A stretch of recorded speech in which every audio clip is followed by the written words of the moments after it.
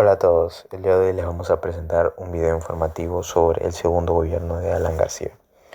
Mi grupo está conformado por Valeria Natalia León Araujo, Yasmín Quispe Cucho, Nicolás Bolívar Cárcel, Marcos Huarachi Camara y quien les habla, Adriano Muñoz González.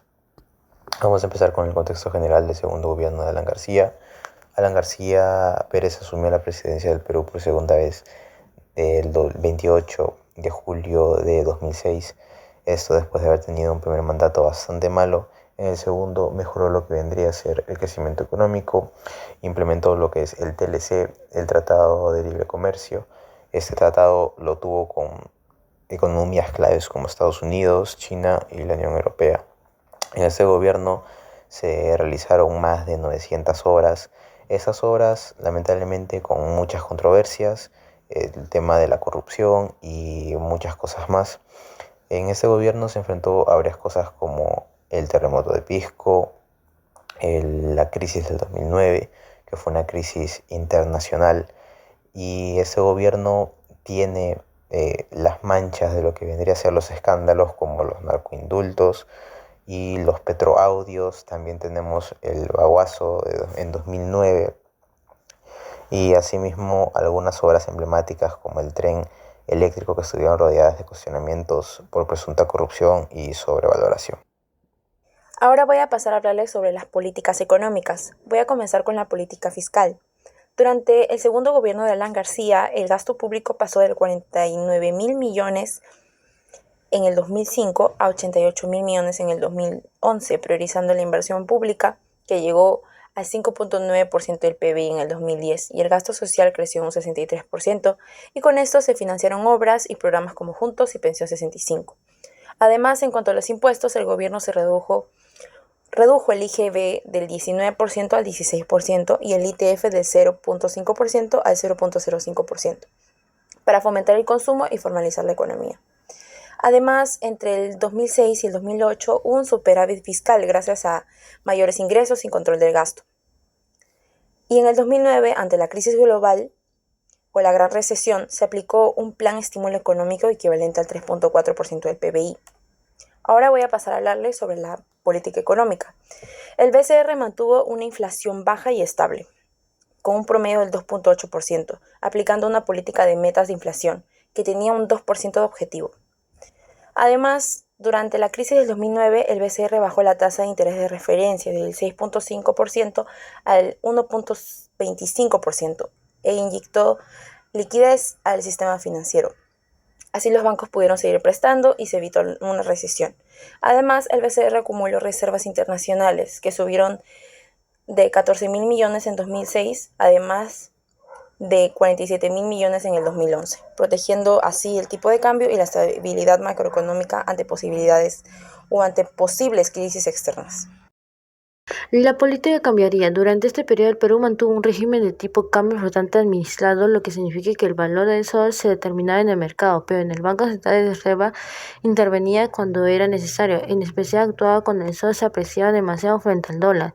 Para evitar que las exportaciones pierdan competitividad, estas intervenciones permitían mantener la estabilidad del tipo de cambio y evitar grandes fluctuaciones que afectaran a la economía. En la política de inversión pública y privada se impulsaron obras básicas como carreteras, agua y luz mediante el SNIP. Además, se proviene alianzas de público y privado y se firmaron tratados de libre comercio, lo que atrajo inversiones extranjeras y permitiendo grandes proyectos como la Línea 1. La política de ahorro y consumo. Se aumentó el gasto público y ampliaron programas sociales como Juntos y Pensión 65. Al mismo tiempo, se fomentó el ahorro a través de la bancarización y el fortalecimiento del sistema previsional a través del sistema de AFPs, con el objetivo de lograr una mayor estabilidad económica a largo plazo. Durante el segundo gobierno de Alan García, la economía del Perú creció en promedio un 7% por año. El 2008 fue el mejor año, con un crecimiento de 9.1%, aunque en 2009 bajó a 0.9% por la crisis mundial. A pesar de eso, el país se recuperó rápido. La inflación estuvo controlada casi todo el periodo. Solo en 2008 subió más de 6% por el alza internacional de alimentos y petróleo, pero el Banco Central de Reserva del Perú actuó y volvió a bajarla.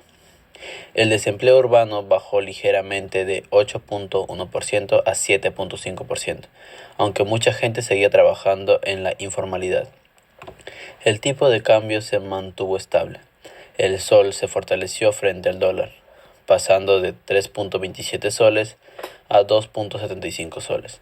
El Banco Central de Reserva del Perú intervino para evitar una caída muy fuerte del dólar. La deuda pública fue reduciéndose año tras año. Empezó en 33% del PBI y terminó en 20%. Esto le dio más solidez fiscal al país. En cuanto a las cuentas fiscales, el Perú tuvo superávits durante varios años.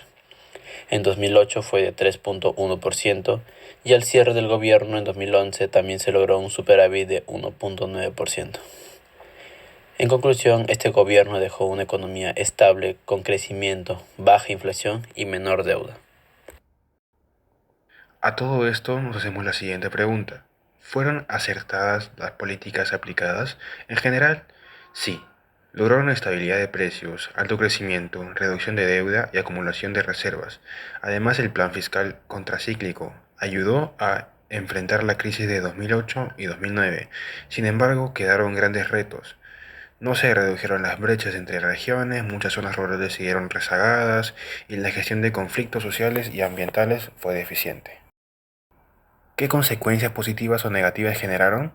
Bueno, en el caso de las positivas tenemos que hubo un crecimiento promedio mayor al 7%, reducción de pobreza del 44 al 27%, más infraestructura, reservas internacionales altas y menor deuda pública.